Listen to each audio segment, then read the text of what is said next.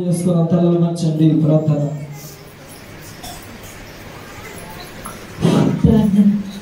మహోన్నతుడా నీకే వందనాలు, స్తోత్రాలు స్తోత్రాలు స్తోత్రాలు స్తోత్రాలు చెల్లించున్నాం ప్రభా. అయ్యా నీ ఘనమైన నామం బట్టి నీకే వందనాలు స్తోత్రాలు చెల్లించున్నాం ప్రభా. పోయిన పునరుద్ధాన దినం నుంచి పునరుద్ధాన దినం వరకు మమ్మల్ని సజీవంగా ఉంచినందుకు నీకే వందనాలు స్తోత్రాలు ప్రభా. నీ మందిర ఆవరణంలోకి మమ్మల్ని నడిపించి ప్రభా, పాటి ద్వారా నీ నామాన్ని గణపరచడానికి మాకు ఇచ్చాం. ఆరాధనలో మీరు మహిమ పొందినందుకు నీకే వందనాలు స్తోత్రాలు చెల్లించున్నాం ప్రభా. సాక్షి నిపుణులు బిడ్డలు బట్టి నీకే వందనాలయ్యా. వారి జీవితాలను చేసిన మేలు బట్టి నీకే వందనాలు స్తోత్రాలు చెల్లించున్నాం ప్రభా. అలాగే నీ దాసు నీ పక్షం నిలబడుతుండగా ప్రభా, నిలబడేది నువ్వు కానీ మాట్లాడేది నేను అన్నావు ప్రభా. అయ్యా నీ దాసుని ఏడుపాలను ఎత్తి పట్టుకోండి ప్రభా. మాకు కావాల్సిన ఆత్మీయ ఆహారాన్ని మీరు అందించండి ప్రభా. మేమందరం కూడా ప్రభా అయ్యా ఆత్మలు స్థిరపడడానికి నీ కృప చూపించండి ప్రభా. నీ ఆత్మ అభిషేకం మా అందరికి అందించమని ప్రభా.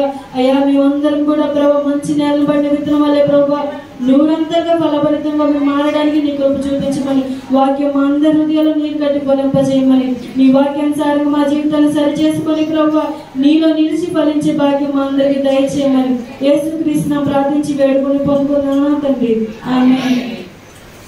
మన ప్రియుడును మన రక్షకుడైన యేసుక్రీస్తు నామములో కూడి వచ్చిన మీ అందరికీ మన హృదయపూర్వక వందనాలు. దేవుడు గడిచిన కాలం అంతా ఆయన కాచి ఆయన సన్నిధానంలో ఆయన స్తుతించి గణపరిచే భాగ్యమును దేవుడు మనకు అనుగ్రహించినందుకు, ఆయన మాటలు వినే ధన్యతలు మనకి ఇచ్చినందుకు దేవాతి దేవునికి స్తోత్రాలు చెల్లిద్దాం. ఆయన నామాన్ని మహిమపడతాం. దేవునికి స్తోత్రం, హల్లెలూయా. రెండు చేతులు తీసుకొచ్చిన వాళ్ళు చెప్పండి దేవునికి స్తోత్రం. రెండు చేతులు తీసుకొచ్చిన వాళ్ళు అంటే ఒకసారి కాదు, రెండు చేతులు తీసుకొచ్చిన వాళ్ళు చెప్పాలి దేవునికి స్తోత్రం, హల్లెలూయా. దేవునికి మహిమ కలుగును గాక, దేవునికి మహిమ కలుగును గాక. మంచిది. నేనైతే ఈరోజు త్వరగా ముగించి మళ్ళీ పినారెడ్డికి వెళ్ళాలి. అక్కడ దైవజనులు రావడానికి వచ్చారు కానీ మళ్ళీ వైజాగ్ వెళ్ళారు.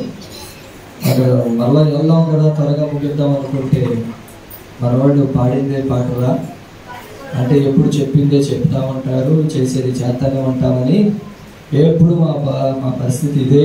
అప్పటి నుంచి ఇప్పుడు పడతాను. నాకేంటి అందరూ దేవుని పనిలో ఉండాలని ఆశ. ఒకరికి ఇచ్చి ఒకరు నాకేద్దామని ఉండదు, ఒకరు పాడకుండా ఒకరు దేవుని పని చేయకుండా నాకేద్దామని ఆలోచన ఎప్పుడు కూడా ఉండదు. అందరూ దేవుని పని చేయాలి అని ఒక ఆశ ఉంటుంది. త్వరగా రండమ్మా అంటే ఎప్పుడో వస్తాయి. సరే, ఏదేమైనప్పటికీ కూడా దేవుడు మనల్ని ప్రేమించి దేవుడి సమయాన్ని మనకి ఇచ్చాడు. త్వరగా నేను ముగిస్తాను, మీరు త్వరగా చదివి నాకు అందించండి. నేను కూడా క్లుప్తంగా త్వరగా దేవుడి మాటలు ముగిద్దాం. దేవుడి మాటలకి ఎక్కువ సమయం ఇవ్వాలి. దేవుడి మాటలు మనం వినటం వలన మనకి విశ్వాసం కలిగింది. ఆయన అంటున్నాడు చూడండి, మన మానవ జీవితంలో మన బ్రతుకు దినాలలో చాలాసార్లు చాలా మంది మీద ఆశ పెట్టుకుంటాం. ఎలా అంటే మనకి జీవితం ఎదురవుతున్న సమస్యను బట్టి ఎవరైనా సహాయం చేస్తారేమో, ఎవరైనా సలహాలు చెప్తారేమో, ఎవరైనా మనకు తోడుగా ఉండి నడిపిస్తారేమో అని చాలా సందర్భాల్లో ఎదురు చూస్తూ ఉంటాం. కానీ బాగా నమ్మిన వారే, బాగా నమ్మి నమ్మకమైన దాసులను, నమ్మకమైన స్నేహితులను, నమ్మకమైన బిడ్డలను ఎవరినైతే మనం ఎక్కువ నమ్ముతామో వారే కొన్ని సందర్భాల్లో అక్కడికి రాకపోతాం. వారే కొన్ని సందర్భాల్లో సహాయకులుగా ఉండరు. మనకు అనిపిస్తుంది మనం నమ్మిన ప్రజలే మనల్ని మోసం చేశారు, మనం నమ్మిన ప్రజలే మనల్ని ఘోరాతి ఘోరంగా బాధపరిచారు, మనకు తోడుగా లేరు అని మనం అనుకుంటాం. కానీ ఇశ్రాయేలు ప్రజలకు ఎవరు తోడుగా ఉన్నారా అంటే దేవుడే తోడుగా ఉన్నాడు. ఆయనే వారికి తోడుగా ఉండి వారి జీవితంలో సలహాలు చెబుతూ వారి బ్రతుకులో వారికి ఒక మంచి మార్గాన్ని కనపరుస్తూ దేవుడే వారికి తోడైండి నడిపించాడు. ఎవరి ద్వారా అంటే దైవజనుడైన మోషే గారి ద్వారా ఒక నాయకుడిగా నియమించి ఆ ప్రజలందరినీ నడిపించడానికి దేవుడు కృప చూపించాడు. ఏ మార్గాన్ని వెళ్ళాలో ఆ మార్గాన్ని దేవుడు కనపరిచాడు. ఏ మార్గాన్ని వెళితే క్షేమం కలిగిందో ఆ మార్గాన్ని కనపరిచాడు. వారికి అవసరమైన స్థితిలో, దిక్కుతోచని స్థితిలో ఎవరు సహాయాన్ని కోరకుండా ప్రజలందరూ కూడా మోషేనే అడిగారు. ఏమనయ్యా అంటే, మోషే, మేము ఆకలి కొని ఉన్నాం, మాకు ఆహారం కావాలి. ఏం కావాలి ఆహారం అంటే మన్నా కావాలి. ఈ మన్నా అడగలేదు, మాకు మాంసం కావాలి. దేవుడు అరణ్యములో వారికి తోడుగా ఉండి నడిపించిన వాడు, దేవుడు విడిచిపెట్టకుండా నడిపిస్తూ ముందుకు కొనసాగిన వాడు ఆయన. వారికి కావలసిందల్లా వారికి ఇచ్చిన వాడు ఆయన. మనమైతే మనుషులను నమ్ముకొని ఉంటాం. జీవితంలో మనకి ఎవరు సహాయం చేస్తారని వారి దగ్గర చూస్తూ ఉంటాం. జీవితంలో మనకి సలహాలు చెప్తారేమో అని వారి తట్టు చూస్తూ ఉంటాం. మనుషులు వీడి జ్ఞానవంతుడు, వీడు చెప్పింది చేస్తే మనం మేలు పొందుకుంటామని వారి తట్టు చూస్తూ ఉంటాం. లేదా వారి సహాయాన్ని కోరుతూ ఉంటాం. వారు మనకు తోడుగొండి నడిపిస్తారని అనుకుంటాం. కానీ ఎవరు కూడా బ్రతుకు జీవితంలో నడిపించే వారికి ఉండనే. ఎందుకంటే ఎప్పుడు ఏ స్థితిలో, ఏ సమయంలో వారి స్థితిలో ఉంటారో తెలియదు, మనం ఏ పరిస్థితిలో ఉంటామో తెలియదు. కనుక మనం నమ్మిన వారు మనల్ని మోసగించవచ్చు, మనం నమ్మిన వారు మనల్ని విడనాడి ఉండొచ్చేమో, కానీ దేవుడు ఇశ్రాయేలీయుల ప్రజలను ఎన్నడూ విడిచిపెట్టలేదు. వారు దప్పికొని ఉండి దాహం కొని ఉన్నప్పుడు కూడా రాళ్ళ నుండి నీళ్లను రప్పించిన దేవాతి దేవుడు. దేవునికి స్తోత్రం. ఆహారం కొద్దువై ఉన్నప్పుడు, అరణ్యములో ఆహారం లేక బాధపడుతూ ఉన్నప్పుడు దోతలు తినే ఆహారాన్ని మానవులైన ఇశ్రాయేలీయుల ప్రజలు అనగా మన కొరకు దేవుడు పంపించిన దేవాతి దేవుడు. దేవునికి స్తోత్రం. హల్లెలూయా. ఎక్కడో సముద్రపు ఒడ్డున ఉన్న పూరేళ్లను ఇశ్రాయేలీయుల ప్రజల కొరకు తీసుకొచ్చి కుమ్మరించిన వాడు. దేవునికి స్తోత్రం. వారి వస్త్రము మాయలేదు, వారి చెప్పులు అరిగిపోలేదు. 40 సంవత్సరంలో నడిచినా కూడా ఒక సందర్భంలో అంటాడు, నీ పాదములకు రాయి తగలకుండా తన దోతులు ఎత్తి పట్టుకొను. అంటే నాకు అనిపించింది, ఆ చెప్పులు అరిగిపోలేదంటే దేవుడు దోతులు ఎత్తి పట్టుకొని ఏమో అని నాకు ఉద్దేశం. ఎందుకనంటారంటే నడుస్తుంటే ఏ చెప్పు అయినా అనుకున్నాడు కదా. మా అన్నయ్య గారు గిజ్జనయ్య గారు 4,000 రూపాయల చెప్పులు అంట ఎవరో కొనిచ్చారని. ఎప్పుడు ఎక్కడికి వెళ్ళినా వేసుకుని వెళ్తాడు. అవి అరిగిపోకుండా ఉన్నాయా అంటే అరిగిపోకుండా 4,000 రూపాయల చెప్పులు అరిగిపోకుండా లేవు. మా బామ్మర్దుడు కొన్నారు ఆన్లైన్ బుకింగ్లో 2,000 రూపాయల చెప్పులు. అవి ఇప్పటికి అరకుండా ఉన్నాయా అంటే అరుగుతాయి అంటారు చిన్నవాడు పెద్దవాడు అనేవాడు. మీరు బాబు చెప్పులని అరుగుతాయిగా, ఎందుకు నీకు 2,000 రూపాయలు పెట్టుకున్నారంటే ఎంత మెయింటెనెన్స్ అవసరమా అని అంటారు. వాళ్ళ ఆశ కోరిక కొన్నారు. గిజ్జనయ్య గారు నేను ఎప్పుడు కొన్నా 150, 200, 300 అంతగా మించి దాటలేదు. ఆ కొన్న చెప్పులు మన వరదలు ఏమైపోయినాయి అంటే తడిసిపోయి అట్ట వదిలేసి నడుచుకుంటూ వచ్చేసింది. అవి ఎవడో తీసుకెళ్ళి పారేసాడు. ఏమైంది అంటే నేను ఇశ్రాయేలీయుల ప్రజల చెప్పులు అరిగిపోకుండా ఒట్టియా అంటే ఎవరైనా అరిగిపోయి. టైర్ చెప్పులు పెట్టిన నాడు బయటకు పెట్టిన టైర్లు ఆగట్లేదా, టైర్ చెప్పులు అయినా కూడా అరిగిపోతాయి. కానీ ఇశ్రాయేలీయుల చెప్పులు అరగలేదంట, బట్టలు మారలేదంట. ఎందుకని అంటారు? దేవుడు వారికి తోడుగా ఉన్నాడు. ఎలా ఉన్నాడు తెలుసా? ఎవరైనా ఎక్కడైనా మొండల్లో ఇబ్బందులో పడిపోయి అడవిలో నడుస్తున్నారు, ఏదైనా గుచ్చుకుంటుందేమో, ఏదైనా తగిలిందేమో, పడిపోతారేమో అని రాత్రి అంతా అగ్నిస్తంభంగా ఉన్నాడంట. పగలు ఎండొచ్చి సమస్యలు పడిపోతారేమో, బలహీనులైపోతారేమో, ఈ వర్షం వచ్చి ఎండాకాలం వచ్చి వాన రంగాలే వచ్చి జలాలు వచ్చి, ఇప్పుడు టైఫాయిడ్లు వచ్చి జలాలు వచ్చి తగ్గకుండా ఎట్లున్నారో ఆ ఎండకి తగిలి వర్షానికి తడిసి జలాలు వచ్చి పడిపోతారేమో, బలహీనులైపోతారేమో అని దేవుడు అంట ఆ దినాల్లో పగలు మేఘస్తంభముగా ఉన్నాడంట. అది ఎక్కడ నడిస్తే అక్కడ అసలు ఎండ అనేది తెలియదంట, వాన అనేది తెలియదంట. ఇదిగోండి రాత్రి అగ్ని స్తంభముగా ఎలుతురులో నడిచారంట. వారికి అంత క్షేమాన్నిచ్చి నడిపించిన దేవాది దేవుడు. మన మానవ జీవితంలో మనం అనుకుంటాం ఎన్నో శ్రమలు ఎదురవుతున్నాయి. ఎవరైనా సహాయం చేస్తే బాగుండు, ఎవరైనా రూపాయి ఇస్తే బాగుండు, ఎవరైనా హాస్పిటల్కి తీసుకెళ్తే బాగుండు, ఎవరైనా మనకి సలహా చెప్పేవారు ఉంటే బాగుండు అని అనేకమైన సందర్భాలు కురిగిపోతూ ఉంటాం. నువ్వు దేవుణ్ణి ఆశ్రయించి దేవుని నమ్ముకొని ఉండటం చేత ఆయన రెక్కల మీద నిన్ను మోస్తూ, ఆయన నిన్ను సరి అయిన మార్గంలో నడిపిస్తూ సరి అయిన కార్యాలు చేసేవాడు. చూడండి, ద్వితీయోపదేశకాండము ఆయన మాట్లాడుతున్న మాట. ద్వితీయోపదేశకాండము 32వ అధ్యాయము 11వ వచనాన్ని మనం ధ్యానం చేద్దాం. అందరూ పరిశుద్ధ గ్రంథాలు ఉన్న వారందరూ తీయండి. చూడండి, పక్షిరాజు నాతో పాటు కూడా,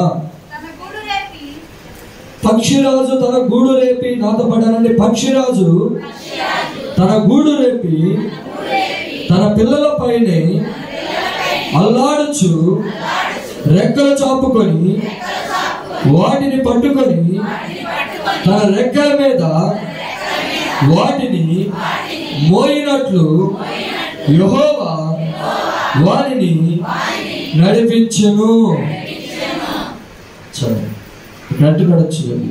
పక్షిరాజు తన గూడును రేపి తన పిల్లల పైన అల్లాడుచు, ఎవరిపైనంట? తన పిల్లల పైనంట అల్లాడుచు. ఎలా అంటే రెక్కలు ఇలా ఆడిస్తూ వాటి పిల్లల పైనంట అల్లాడుచు రెక్కలు చాపుకొని వాటిని పట్టుకొని తన రెక్కల మీద వాటిని మోయినట్లు. పక్షిరాజు తన పిల్లల్ని రెక్కలాడించి వాటి రెక్కల మీద మోసుకుంటూ వెళ్ళిందంట. వాటిని మోయినట్లు పక్షిరాజు గురించి చాలా సందర్భాల్లో చెప్పాను. పక్షిరాజు ఆ సూర్యుని వైపు చూడటం చేత ఏమి పొందింది? కళ్ళు పొరలు రాలిపోయింది. రెండవది ఏమైందంటే రెక్కల చాపడం చేత బలము పొందుకుంది. తన ఓడ పెరుకొని రెక్కలకి బలహీనమైపు ఎగరలేని స్థితిలో తన రెక్కలను చాపి రెక్కలకి కలిగిన ఏకలన్నిటిని ఓడ పెరుకొని సూర్యుని వైపు చాపింది అని చెప్పే గుర్తుందో లేదో? అమ్మా మర్చిపోతే నేనేం చేయలేదు తల్లులారా. దేవుడు మనతో చెప్తూ ఉన్న మాట పక్షిరాజుని ఎందుకు మనకి జ్ఞాపకం చేస్తున్నాడంటే, పక్షిరాజు తన పిల్లల్ని ఎలాగో కాపాడుకుందో, తన రెక్కల మీద తన పిల్లలను వేసుకొని మోసుకుంటూ ఎలాగ వెళ్ళిందో ఆయన అంటున్నాడు, యెహోవా వారిని నడిపించెను. ఎవరిని? ఇశ్రాయేలుల ప్రజల్ని రెక్కల మీద మోసాడంటండి. అందుకని చెప్పులు అరిగిపోలా. ఆ రెక్కల మీద అల్లాడుచు మోస్తూ ఉన్నప్పుడు ఏ దుమ్ము పడకుండా అది ఆకాశంలో ఎత్తైన స్థలంలో నడిపించినట్లుగా వారి బట్టలు మాయకుండా దేవుడు నడిపించాడండి. వారికి కావలసిన ఆహారమును పక్షిరాజు ఎత్తైన స్థలం నుండి కనుగొని ఆహారమును తీసుకుని వెళ్ళి పిల్లలకు పెట్టినట్లుగా దేవుడు ఆహారమును పంపించి తన పిల్లలను పోషించాడండి. దేవుడు మాట్లాడుతూ ఉన్నాడు, ఆయన సెలవిస్తూ ఉన్నాడు. చూడండి, పక్షిరాజు తన గూడును రేపి తన పిల్లల పైన అల్లాడుచు రెక్కలు చాపుకొని వాటిని పట్టుకొని తన రెక్కల మీద వాటిని మోయినట్లు యెహోవా వారిని నడిపించెను. యెహోవా మాత్రమే వారిని నడిపించెను అని అంటాడు. కింద చదవండి, అన్యుల యొక్క దేవుడైనను ఏ దేవుడైనను ఆయనతో కూడా ఉండనే. సహాయం అసలు దేవుడికి అవసరం లేదండి. మనం ఆరాధిస్తున్న దేవుడికి ఎవరు సహాయం అక్కర్లేదు. మనం సేవిస్తున్న దేవుడికి ఎవరు తోడుగా రావవసరం లేదు. ఆయనే మనకి తోడయ్యండి, ఆయనే మనకి సహాయకుడయ్యండి, ఆయనే మనకి సలహాలు చెప్పేవాడయ్యండి, నడిపించేవాడు.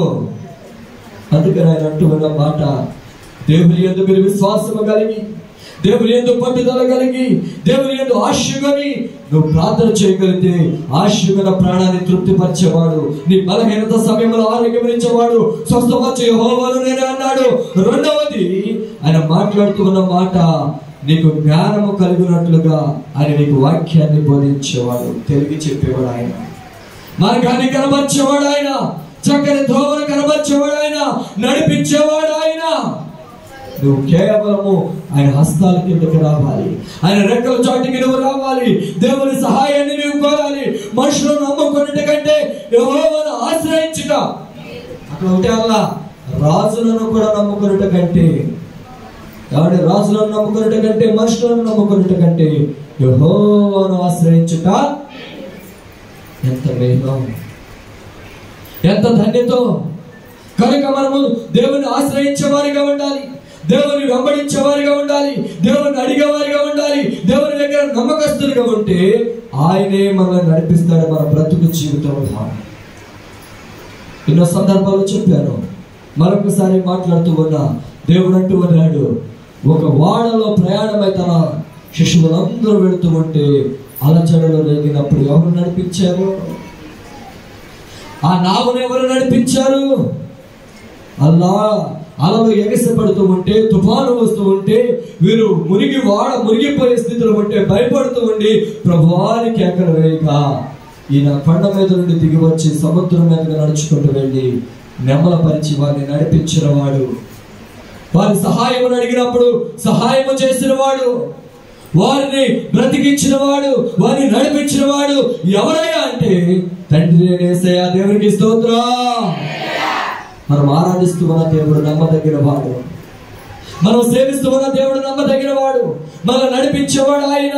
కనుక మనం ఆయన యందు విశ్వాసం ఉంచి ప్రార్థన చేయగలుగుతూ, మనుషులను నమ్మకుండా మోసము చేశారు అనుకోకుండా, మనం దగా చేశారు అనుకోకుండా, ఇంతగా క్రూరంగా మనం మోసం చేశారు అనుకోకుండా, మనం దేవుని వైపు తిరిగి చూస్తే దేవుడే మనకి సహాయకుడు.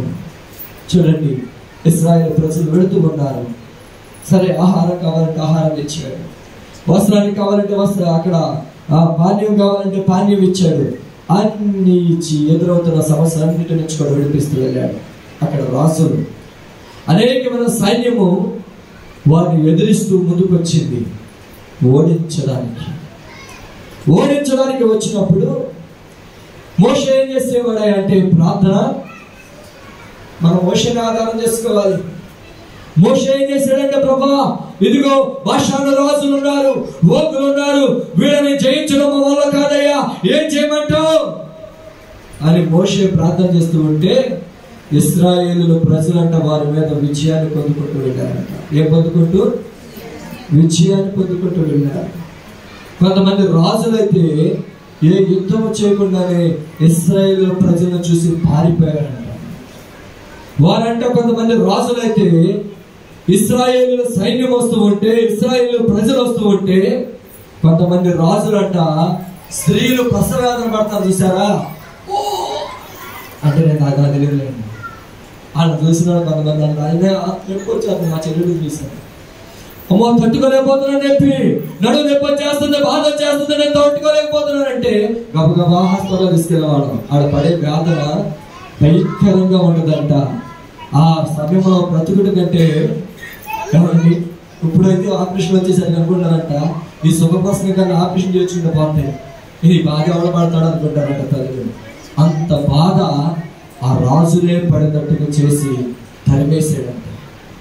ఇశ్రాయేలు ప్రజల మీదకి ఏమి లేచినా కూడా, ఏ శత్రువులు లేచినా, ఎందరూ లేచినా, దేవుని బిడ్డల మీద ఎంతమంది లేచినా వారికి ప్రసవేదన పెట్టి వారిని పారిపోయేటట్లు చేసేవాడు అని అంటున్నాడు. చూడండి, కీర్తన గ్రంథం తొందరగా ముగిస్తూ ఉన్నా 48వ అధ్యాయము 14వ వచనము.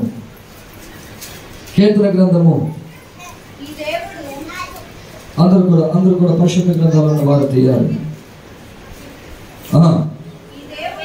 కీర్తన గ్రంథము 48వ అధ్యాయము 4వ వచనం. క్షమించండి, 4వ వచనం. రాజులు కూడిరి, వారు ఏకముగా కూడి వచ్చిరి, వారు దాన్ని చూసిన వెంటనే ఆశ్చర్యపడిరి. ఏంటంట? భ్రమపడి త్వరగా వెళ్ళిపోయిరి. వారు అచ్చట నుండగా వణుకును ప్రసవించు స్త్రీ వేదనయు వారికి పట్టెను. ఏం పట్టిందంట? రాజులకి ప్రసవించు వేదన పట్టిందంట. స్త్రీలు పడే ప్రసవ వేదన అంటారు. మేము పడే బాధ మీరు ఒకసారి పడి తెలుస్తుంది అంటారు. ఆ రోజుల్లో రాజులు కలగజేశారంట దేవుడు. ఆ రాజులు ఇశ్రాయేలు ప్రజల మీదకి లేచినప్పుడు, ఇశ్రాయేలు దేవుని బిడ్డల మీదకి లేచినప్పుడు, అనేకులు శత్రువులు వారి మీదకి వచ్చినప్పుడు, అనేకులు వారి మీద లేచి అరిచినప్పుడు, గొడవడినప్పుడు, పోట్లాడినప్పుడు, యుద్ధాన్ని చేసినప్పుడు దేవుడు అంటూ వారికి ప్రసవ వేదన పెట్టాడంట. ఏం చేశాడు? ప్రసవ వేదన వారికి పెడితే దాన్ని చూసి పారిపోయారంట. అంటున్నాడు చూడండి, తూర్పు గాలి లేపి తార్షీషు వాడలను నీవు పగలగొట్టుచున్నావు అంటే వాడలు కూడా పగలగొట్టేశాడంట.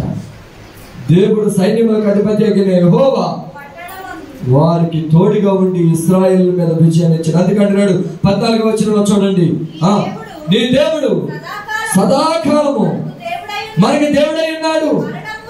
మరణము పరాంతము వరకు ఆయన మనలను నడిపించును. దేవునికి స్తోత్రం. నడిపిస్తాడంట. నువ్వు దేవుని ఆశ్రయిస్తే, నువ్వు దేవుని నమ్ముకొని ఉంటే, దేవుని మీద ఆశ పెట్టుకుని ఉంటే, నీ శ్రమల్లో, నీ బాధల్లో, నీ ఇరుకుల్లో దేవుని విడిచిపెట్టకుండా ఆయన మీద నమ్మిక ఉంచుకొని నువ్వు నడిస్తే మరణ పర్యాంతం వరకు. ఒకరోజు అన్నాడా, వారం రోజులు అన్నాడా, నెల రోజులు అన్నాడా? నీ మీదకు లేచిన వారిని హతము చేసేవాడు, నీ మీదకు లేచిన వారికి ప్రసవేదన పెట్టేవాడు, నీకు సహాయకుడిగా ఉండేవాడు, నీకు తోడుగా ఉండేవాడు, నీకు కావలసిన ఆహారం ఇచ్చేవాడు, నీకు కావలసిన ఈవులు ఇచ్చేవాడు. నీకు బండ నుండి ఎత్తాడో తెలియదు.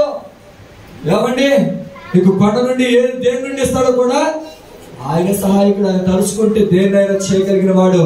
ఆయనకు అసాధ్యమైనది ఏది ఉందంటారా? నేను సాగపడతామండి. అసాధ్యమైనది ఏది లేదయ్యా, నీకు సమస్తము సాధ్యమేనయ్యా అని మనం దేవుని కనపరుస్తూ ఉంటాం. ఆయనకు అసాధ్యమైనది ఏది లేదు. నీకు ఏది కావాలో అది ఇచ్చేవాడు.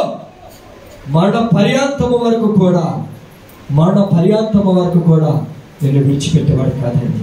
అది కట్టాడు.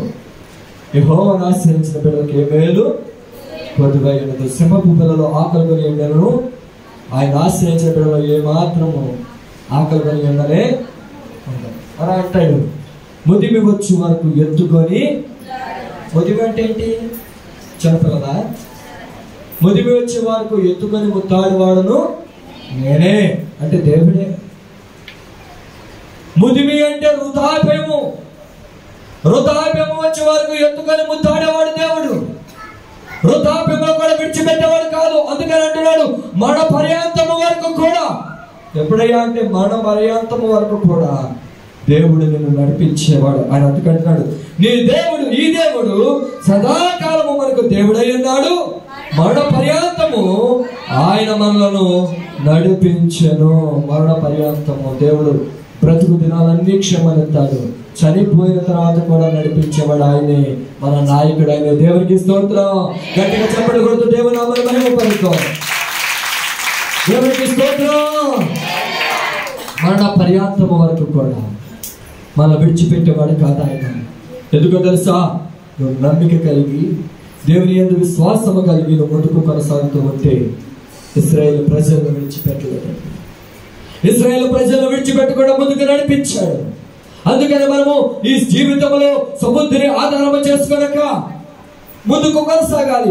ఆ రోజు మోషే నడిపిస్తూ ఉన్నప్పుడు సముద్రాన్ని ఆధారము చేసుకోకుండా మోషే ఏం చేశాడంటే దేవుని మాట చొప్పున నడిపించాడు. ఏనాడు దేవుని మాటను ధిక్కరించిన వాడు కానే కాదండి. తన సముద్రాన్ని ఆధారం చేసుకుని నడిపించలా, తన సముద్రాన్ని ఆధారం చేసుకుని ప్రజలను తప్పును త్రోవలో నడిపించలా. దేవుడు చెప్పింది చెప్పినట్లు చేసి ఇదిగో ఇశ్రాయేలు ప్రజలు ఇదిగో మన వైపు సముద్రం దగ్గరికి నడమన్నాడు. సముద్రం దగ్గరికి నడిచాడు. ఇదిగో ఇలా నడవండి అన్నాడు. లేకపోతే ఆ మార్గాన్ని ఎవరొకరు కనుక్కొని సముద్ర ఆధారం చేసుకొని తొందరగా 40 రోజుల్లో నడవలసిన పట్టణం వెళ్ళిపోయేవాడుగా. మోషే సముద్ర ఆధారం చేసుకోక దేవుడు చెప్పిన మార్గంలోనే నడుస్తున్నాడు. ఆయన చెప్తున్నట్టుగానే ఇశ్రాయేలు ప్రజలు కూడా నడుస్తూనే ఉన్నారు. ఒక సందర్భం వచ్చింది.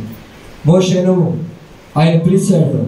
ఏమని పిలిచాడంటే మోషే నా యొద్దకు రా అనగానే వెళ్ళాడు. 40 దినాలు ఉన్నాడు.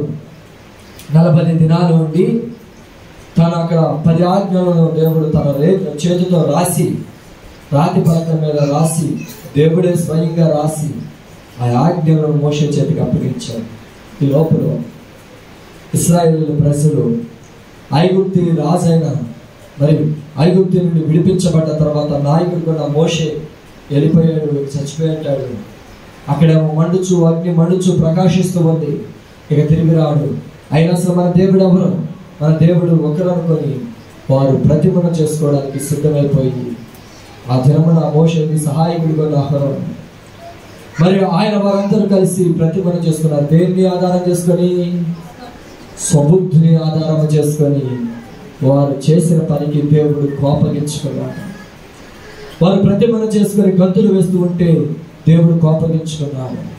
మరొకసారి సముద్రుని ఆధారం చేసుకొని కోరాహు కుమారులు, కోరాహు సంతానము ఆ దేవుని ధిక్కరించి దేవుని మీద సనిగి గొరిగి వారు చేసిన తిరుగుబాటును బట్టి కోరాహు సంతానాన్ని కూడా విగ్రహారాధనకు ఇదిగా ఉన్నారని వారిని తీసుకొని వెళ్ళి సముద్ర ఆధారం చేసుకుని నడవడం చేత వారిని ఏం చేశాడు? నేలను నెలలిప్పించి తెరిపించి వారిని ముంచివేశాడు. కోరాహు సంతానాన్ని వేరుపరిచాడు, ఇశ్రాయేలు సంతానాన్ని వేరుపరిచి వారిని ఆ నెలలు విడిచి అక్కడే ముంచివేశాడు. సముద్రుని ఆధారం చేసుకొని నడిస్తే, దేవుని మాటను ఆధారం చేసుకొనక, దేవుని అడగకుండా, దేవుని సహాయాన్ని కోరకుండా, దేవుని మనం బ్రతుకులాడుకోకుండా, దేవుని దగ్గర ప్రార్థించకుండా, దేవుని దగ్గర కన్నీరు కార్చకుండా నీ సముద్రుని ఆధారం చేసుకొని నడిచేవే అనుకో, నీ స్థితి ఎలా ఉంటుందో కూడా నేనైతే చెప్పలేను. నీ స్థితి ఏ స్థితిలో ఉంచుతాడో కూడా నేనైతే చెప్పలేను. ఆయన చిత్త ప్రకారమే జరిగిస్తాడు ఆయన. అందుకని సముద్రుని ఆధారము చేసుకున్న పడుతూ సామెతలో మాట్లాడుతున్నాడు. చూడండి, సామెతల గ్రంథము 3వ అధ్యాయం 5వ వచనాల్లో, నీ సముద్రుని ఆధారము చేసుకొనక నీ పూర్ణ హృదయముతో యెహోవాయందు నమ్మిక ఉంచుము. నీ ప్రవర్తన అంతటి యందు ఆయన అధికారములకు ఒప్పుకొనుము. అప్పుడు ఆయన నీ త్రోవలను సరళము చేయును. దేవునికి స్తోత్రం. దేని గురించి మీకు ఇప్పుడు చెప్తూ ఉన్నా? మనకి మార్గాన్ని కనపరిచేవారంటే సలహాలు చెప్పేవాళ్ళు, సహాయం చేసేవాళ్ళు మనం వెళ్ళే మార్గంలో లేకపోతే వాళ్ళు నా స్నేహితులే నన్ను మోసం చేశారు, నేను నమ్ముకున్న వారే నన్ను మోసగించారని బాధపడుతూ ఉంటావే. ఇశ్రాయేలు ప్రజలకు తోడైండి నడిపించే దేవుడు, అరణ్యములో తోడైండి నడిపించే దేవుడు, రాజులు సహితము ఎందరో లేచి వచ్చిన ఇశ్రాయేలు ప్రజల మీదకి ఎంతమంది లేచి వచ్చిన స్త్రీ ప్రసవ వేదన వారికి పుట్టించిన దేవుడు, ఆయన మరణ పర్యాంతం వరకు నీకు తోడుగా ఉండి నడిపించే దేవుడు అని అంటున్నాడు. నువ్వు సముద్రుని ఆధారం చేసుకొనక, ఆయన మాట్లాడుతూ ఉన్న మాట చూడండి, నీవు సముద్రుని ఆధారము చేసుకొనక నీ పూర్ణ హృదయముతో యెహోవాయందు నమ్మిక, దేని యందు? బాధల్లో, శ్రమల్లో, వ్యాధుల్లో, కష్టాల్లో, దుఃఖాల్లో, ఎలాంటి స్థితిలో నీవు ఉన్నా ఆయన యందు నమ్మిక ఉంచాలి. ఆ నమ్మిక ఉంచుకోవాలి. ఆయన అంటున్నాడు కదా, పూర్ణ హృదయంతో యెహోవాయందు నమ్మిక ఉంచుము. నీ ప్రవర్తన అంతటి యందు ఆయన అధికారమునకు ఒప్పుకొనుము. ఆయన అధికారానికి మనం ఒప్పుకోవాలి. ఆయన ఏది ఇచ్చినా, శ్రమ పెట్టినా ఒప్పుకోవాలి, సంతోషమునిచ్చినా ఒప్పుకోవాలి, బలహీనత కలగజేసినా ఒప్పుకోవాలి. ఇంతకుముందు చెప్పా, నన్ను పరీక్షించి పరిశోధించి దావీదు అంటాడు, అనేకమైన కఠిన బాధలు కలగజేసిన వాడా, నువ్వు మరలా మమ్మల్ని దేవుడు విశ్వాసిత గలవాడవై, దావీదు అంటున్నమాట, నువ్వు విశ్వాసిత గలవాడవై నువ్వు నన్ను శ్రమపరిచి ఉన్నావని నేను ఎరిగి ఉన్నాను అంటాడు. దేవుడు ఎవరిని బాధ పెడతాడు? మనం దేవుని యందు విశ్వాసిత గలవారమై ఉన్నామో లేదో అని దేవుడు మన యందు ఒక పరీక్ష సాతానికి అప్పగిస్తాడు. దేవుడు పరీక్షిస్తాడు, సాతాను శోధిస్తాడు. అందుకని అంటున్నాడు, నీకు ఎదురైన శ్రమలు ఎంతైనా, బాధ ఎంతైనా, కష్టములు ఎంతైనా నువ్వు దేవుని పరిపూర్ణంగా ఒప్పుకొని నమ్ముకొని ఆయన ఆశ పెట్టుకుని ముందుగా నడిస్తే ఆయన అంటున్నాడు, నీ ప్రవర్తన ఎంతటి యందు ఆయన అధికారములకు ఒప్పుకోవాలి. నీ జీవితంలో ఏది కలిగినా ఆయన అధికారానికి ఒప్పుకో. అప్పుడు అంటున్నాడు చూడండి, అప్పుడు ఆయన నీ త్రోవలను సరళము చేయను. ఏ త్రోవది? శ్రమ కలిగి ఉందా? ఆ శ్రమ అనే బాధ కలిగి ఉండి త్రోవలేక నువ్వు పురిగిపోతూ ఉన్నావా? అప్పులు భారంలో ఉండి త్రోవలేక, అయ్యో ఈ అప్పులు ఎట్ట తీర్చాలి, ఇదిగో నాకు 10 లక్షల రూపాయలు అప్పు ఉంది, ఇదిగో నాకు 5 లక్షల రూపాయలు అప్పు ఉంది, ఇదిగో 3 లక్షల రూపాయలు అప్పు ఉంది, ఎటు చూసినా పనులు లేవు, ఎటు చూసినా నేను తీర్చలేకపోతున్నా, ఏం చేసినా నేను అప్పులు తీర్చలేకపోతున్నా అని నువ్వు బాధపడుతున్నావా? దేవుడు అంటున్నాడు, నీ త్రోవలను సరళము చేస్తాను అంటాడు. దేవునికి స్తోత్రం. నీ త్రోవలను సరళము చేసేవాడు, నువ్వు దేవుని మీద నమ్మిక ఉంచుకొని అంటే, నువ్వు దేవుని యొక్క అధికారానికి ఒప్పుకొని అంటే, అప్పుడు ఆయన నీ త్రోవలను సరళము చేయాలి. దేవుడు మన త్రోవలను సరళము చేస్తాడు, మన మార్గాన్ని సరళము చేసేవాడు. నువ్వు ఏ స్థితిలో ఉండి ప్రార్థన చేస్తున్నావో నేనైతే ఎరగను, కానీ సర్వమును ఎరిగిన దేవాది దేవుడు ఆ మార్గానికి సరళము చూపించేవాడు, త్రోవను సరళము చేసేవాడు. నువ్వు వెళుతూ ఉన్న మార్గంలో విజయాన్ని ఇచ్చేవాడు, నువ్వు వెళుతూ ఉన్న మార్గంలో నెమ్మదినిచ్చేవాడు, నువ్వు వెళుతూ ఉన్న మార్గంలో కార్యాలు సఫలపరిచేవాడు. ఒకవేళ నీ బిడ్డకి వివాహం చేయాలని అనుకుంటున్నావు, ఆ వివాహాన్ని చేయడానికి డబ్బులు లేక బాధపడుతున్నావు, అప్పు ఇచ్చేవారి కొరకు చూస్తూ ఉన్నావు. నువ్వు బాధపడకుండా దేవుని దగ్గర కూర్చొని ప్రార్థన చేసి, ప్రభువా నా బిడ్డకి వివాహానికి ద్రవ్యాన్ని సమకూర్చాయి అని ప్రార్థన చేస్తే, ఆ ప్రార్థన ద్వారా దేవుడు నువ్వు వెళ్ళే మార్గం ఎవరి దగ్గరికి వెళ్ళైతే అడుగుతున్నావో వాడు ఇచ్చే మనసు కలిగేస్తాడు. లేకపోతే ఏమైపోతుంటే వారికి కఠిన మనసు కలిగి వారి దగ్గర డబ్బులు ఉండా నా దగ్గర తెలుస్తాను, చూస్తాను, నాకు వీలైనంత వరకు ఎక్కడ ఒకటి అడిగి నా ప్రయత్నం చేస్తా అంటారు. పెళ్లి డేట్ వచ్చి నాకు కూడా వాళ్ళు ప్రయత్నం చేస్తానే ఉన్నానంటారు, కానీ ఎవరిని అడిగినా ఇవ్వమంటున్నారు అయ్యా, ఎవరిని అడిగినా ఇవ్వట్లేదు అయ్యా. నా దగ్గర ఏమో రూపాయలు లేదు, ఉంటే ఇచ్చేవాడిగా అంటే మార్గాన్ని సరళపరిచేవాడు, అంటే వారికి మంచి మనసును పుట్టించేవాడు. సరే, వ్యాధి కలిగి ఉన్నావా, నువ్వు బాధలో హాస్పిటల్కి వెళుతూ, ప్రభా నువ్వు పరమ వైద్యుడిగా నన్ను స్వస్థపరిచయ్యా, నాకు ఆరోగ్యాన్ని కలగజేయ్యా, నాకు స్వస్థతనివ్వయ్యా, నువ్వే నాకు క్షేమాన్నివ్వయ్యా అని ప్రార్థన చేసుకుంటూ వెళ్తే నీ మార్గాన్ని సరళపరిచి నువ్వు వెళ్ళే మార్గాన్ని దేవుడు కనపరుస్తాడు. ఏ డాక్టర్ దగ్గరికి వెళ్తే నీ వ్యాధి బాగుపడితో, ఏ డాక్టర్ దగ్గరికి వెళ్తే తగిన ఔషధం ఇచ్చి బాగు చేస్తాడో ఆ డాక్టర్ దగ్గరికి వెళ్ళే మార్గాన్ని సరళం చేసేవాడు ఆయన. ఎవరి దగ్గరికి వెళ్తే పని అవుతుందో వారి దగ్గరికి వెళ్తే పని అయ్యేటట్లుగా చేసేవాడు ఆయన.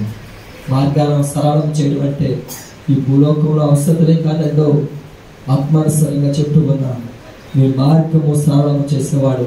నిత్యరాజ్య మార్గము అదంట ఇరుకైనదంట, అదంట ఒంటైన సూది గచ్చంలో దూరగలిగింది, కానీ ధనవంతులు మాత్రం దూరనే. అంటే ధనవంతులు చేరాలని కాదండి, దేవుడిని ధనవంతులు గర్వహృదయం కలిగి దేవుని ఆరాధించకుండా ఉంటారు కనుక వాళ్ళు దూరలేరు, వారు స్తుతించలేరు, వారు మహిమపరచలేరు. ధనవంతుల్లో కూడా భయపడుతూ పరిచర్య చేస్తూ, ధనవంతుల్లో కూడా ఆ దేవుని పని చేస్తూ దేవుని కొరకు బ్రతికేవారు అనేకులు ఉన్నారు. అటు వారి గురించి చెప్పాలి. దేవుడు ధనం కలిగి సమృద్ధి కలిగి అన్ని కలిగి దేవుని విడిచిపెట్టి మంచాల మీద పరుపుల మీద పరుండి ఆనందించేవారు, సుఖించేవారు, సంతోషించేవారిని బట్టి మాట్లాడుతున్నాడు. ధనవంతుడంట సూది కచ్చేవాళ్ళ తోరలేడంట, ఒంటి ఎంత ఎత్తుంటదే, ఎంతో ఎత్తు, తన తలే అవన్నీ చాలా ఎత్తుంటది, అది ఎంత బారు ఎంత లావు కాళ్ళు బారు, అదైనా సూది కచ్చంలో దూరగలిగిందంట. కానీ ధనవంతుడు మాత్రం దానిలో దూరనే దూరంట. ఆ మార్గాన్ని సరళం చేసేవాడు. నువ్వు పట్టే అంత ఆ సూది కచ్చాన్ని నువ్వు పట్టే అంత ఎలాడుకు చేసి నిన్ను నడిపించేవాడు లోపలికి. ఒక అయ్యారు మందిరం అంతా చక్కగా కట్టాడంట, ఎన్నో కిటికీలు పెట్టాడు చక్కగా. గుమ్మం కాడికి వచ్చేసరికంట చిన్న గుమ్మం పెట్టాడంట. ఎందుకయ్యా అంటే ఇది మన జీవితంలో కూడా ఉపయోగపడుతుంది బాగా. ఎందుకయ్యా అంటే నేను దేవుని సన్నిధిలోకి వస్తున్న ప్రతి ఒక్కరు దేవుని ఎదుట తల వంచాలి, వంగి రావాలి. దీనిలో ప్రవేశించినప్పుడు ఎంత కష్టపడదో, పరలోక రాజ్యంలోకి వెళ్ళాలంటే అనేకమైన శ్రమలు, బాధలు, ఇరుకులు, కష్టాలు ఎదురవుతాయి. ఇలాగే ఉంటుంది ఇబ్బంది. ఆ ఇబ్బందులు ఎదుర్కొంటేనే నిత్యరాజ్యం చేరగలుగుతారని ఆయన ఒక మార్గాన్ని పెట్టి కొంచెం దూరం పెట్టాడంట. దాంట్లో వెళ్తుంటే ఇట్టరుట్టుకొని ఎప్పుడుకో చేరాడు. అక్కడ పడుతున్న బాధ, ఆ మార్గంలో వెళుతున్నప్పుడు తల వంచుకొని వెళుతూ ఉంటే దేవుని సన్నిధిలో ఎప్పుడు తల వంచేవాడుగానే ఉండాలి. కానీ అందుకే తల వంచండి ప్రార్థన చేద్దాం. దీవెనిచ్చినప్పుడు తలని పెట్టకూడదు. ఎప్పుడు తల్లి ఆత్మీయ తల్లి దీవెనిచ్చినప్పుడు దీవెన మన మీద ప్రార్థించబడాలంటే తల దించి వచ్చాలి. దీన్ని తెలియక చాలా మంది ఏమంటారు, దీవెనట అంటే దేవుడు దీవించాలి కదా. ఆయన ఏమన్నాడు, యెహోవా పేరట నిలబడుటకును, ఆయన మనస్సును మోయుటకును, ఆయన పేరట దీవించుటకును. అంటే ఇక్కడ దీవించాలి, ఆయన దీవిస్తాడు. ఈ దీవెనకి మనం అంగీకరించాలి, దేవుడు అంగీకరిస్తాడు. కనుక మనం ఏం చేయాలి అంటే దేవుని యందు ఇరుకైన మార్గంలో వెళ్ళేటప్పుడు ఈ క్రైస్తవ మార్గం మనం అనుకుంటాం, బా ఎంత ఆశ్చర్యకరమైన మార్గం, ఆశీర్వాదాన్ని ఇస్తాడు, క్షేమాన్ని ఇస్తాడు. కానీ అప్పుడప్పుడు శ్రమలు, బాధలు ఎదురవుతామంటే ఆ బాధలు, శోధనలు, ఇరుకైన మార్గాన్ని ఎదురిస్తూ జయిస్తూ ముందుకు వెళితే మనము నిత్య రాజ్య మార్గంలో వెళ్ళగలుగుతాం.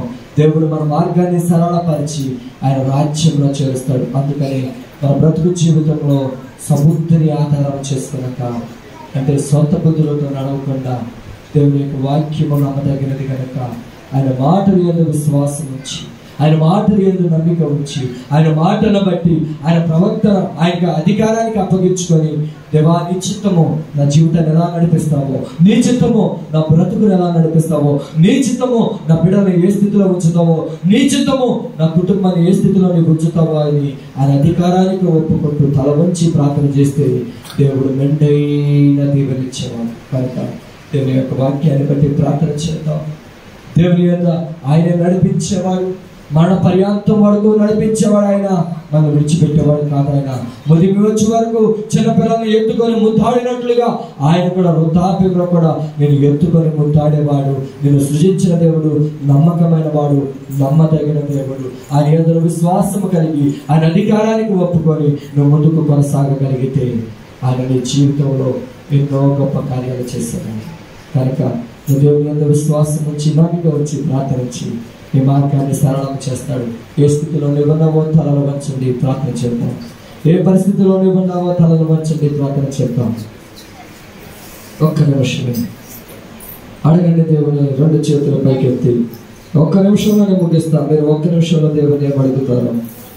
ఒక్క నిమిషంలో దేవుని ఏమడుగుతారు? నీ సమస్య, నీ బాధ ఏదైతే ఉందో దాన్ని బట్టి అడుగు. అడుగు త్వరగా త్వరగా అడగాలి, అడగాలి, అడగాలి.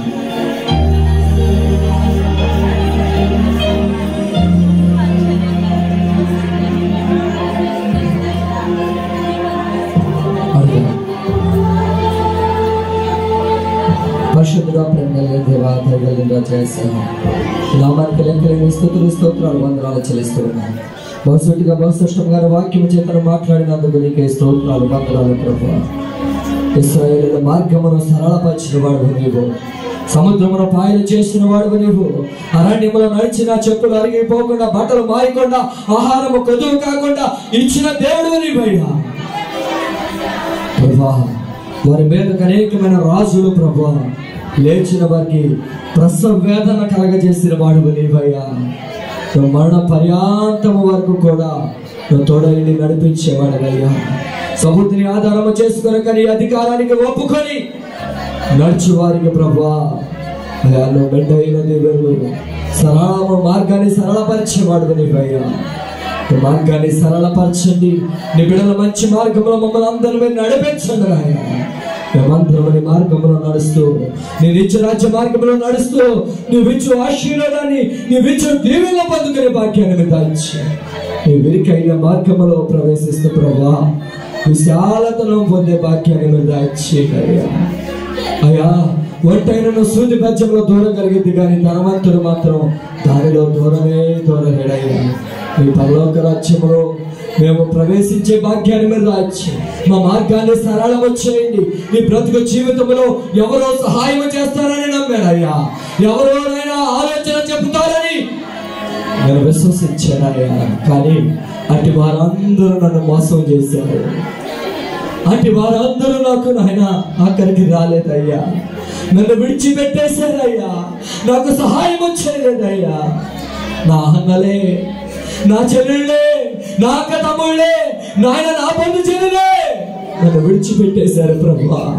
నీవే నా సహాయకుడు అయ్యా, నీవే నా దిక్కయ్యా, నీవే నా ఆధారం అయ్యా. నీ అధికారములను నేను ఒప్పుకుంటూ ఉన్నానయ్యా. నీవే నన్ను నడిపించు ప్రభువా. నీవే నీ మార్గంలో నడిపించయ్యా. నా మార్గాన్ని సరళపరచయ్యా. సహాయం దాచి మా అందరి జీవితాల్లో నువ్వే తోడైండి నడిపించమని. నువ్వు తోడైంటే చాలయ్యా.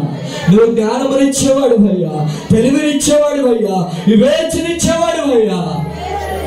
ప్రభా, నీవే మాకు జ్ఞానాన్ని దయచేవా, నీవే మాకు తెలివిని అనుగ్రహించువా. ఈ మార్గంలోనైనా పరలోకపు మార్గంలో నడిచే వాక్యాన్ని దయచే. ఈ భూలోకంలో కావాల్సిన సమస్యలతో నాయన నేనైతే ఈ భూలోక సమస్యలతో సతమతం అయిపోతూ ఉన్నామయ్యా. రుణాలు తీరన స్థితి, ఆ మార్గాన్ని సరళం వచ్చే ప్రభువా. ఆ మార్గాన్ని నువ్వు కనబరుచయ్యా, ఆ మార్గంలో నువ్వు నడిపించయ్యా. రుణాలు తెచ్చుకునే భాగ్యాన్ని దాయిచ్చే, ఆరోగ్యాన్ని పొందుకునే భాగ్యాన్ని దాయిచ్చే, శ్రమలన్నిటి నుండి విడిపించబడే భాగ్యాన్ని కనబరచు. ఇవే సహాయాన్ని దాయిచ్చాను. అతి శ్రేష్టమైన నామములో అడుగుచున్నాము తండ్రి, ఆమేన్ ఆమేన్. అందులో లేచిన పడి ఒక పల్లవి ఒకసారి మాత్రమే కానుకల పాట పాడుకొని తప్పగా మన అర్పణలను కృతజ్ఞత అర్పణను దేవుని కనిపిద్దాం.